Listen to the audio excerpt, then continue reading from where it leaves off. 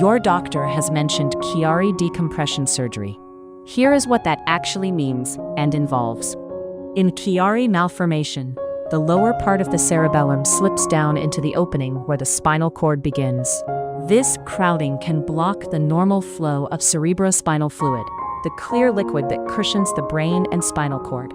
Doctors typically consider surgery for cough-triggered headaches, brainstem pressure symptoms, or a fluid cavity called a syrinx. The most common operation is posterior fossa decompression. The surgeon makes more room at the back of the skull. Surgeons often also open the tough covering around the brain and sew in a patch to enlarge the space further. The operation takes about 2 to 4 hours under general anesthesia. You are fully asleep and feel nothing. Most patients stay in hospital for 3 to 5 days. Neck stiffness, headache, and tiredness are common early on. Most healing happens in the first 6 weeks. Light walking is encouraged, but heavy lifting and neck strain are avoided. Cough headaches often improve within weeks. Syrinx-related symptoms and nerve issues may take 6 to 12 months.